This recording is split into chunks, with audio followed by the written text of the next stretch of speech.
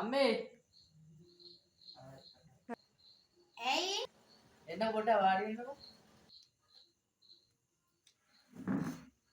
පොඩි දෙයක් තියෙනවනේ වාඩි කියන්න. ඉක්මනට කියපන් බං වැඩ තියෙනවා. අම්මා කලබල වෙලා නීටි මම කාට හරි යවුවේ කියලා. කලබල නොවී කොහොමද? කෑ ගහන්න එපා. ඉතින් කියන්න දෙන්නේ නෑනේ. උඹ දැන් කියන්න හදන්නේ හිම සම්බන්ධයක් නැහැ කියලාද? නෑ තියෙනවා. කවුද?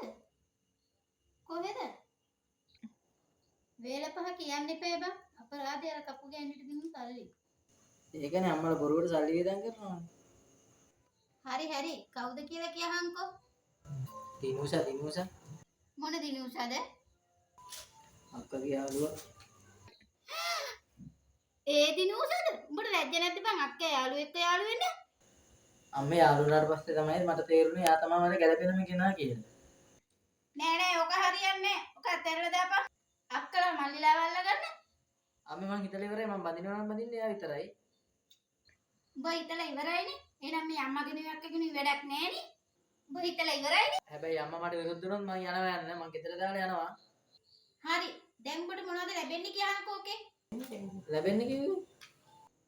ඉඩ කඩන් ලැබෙනවද? ගෙවල් දොරවල් ලැබෙනවද? යාන වාහන ලැබෙනවද? මොනවද උඹට ලැබෙන්නේ? මං ඒක කේල්මල් කරලා අහලා නෑ. ඉතින් අහන්න ඕනියව තමා. මං ඒව ගැන හිතුවේ නෑ. හිටපන්කෝ මං අක්කයින් අහන්න. හෝ අම්මේ මේ මං එයාට වෙලාව ආවම කියන්න ඔයා එතන හිතේ තියාගන්නකෝ. ඒ ඇති. උඹ දන්නවනේ මට කුණුගොඩ වල හිතේ තියාගෙන බෑ කියලා. චොස් ගාලා පනිනවා. හරි. බලමු. හරි.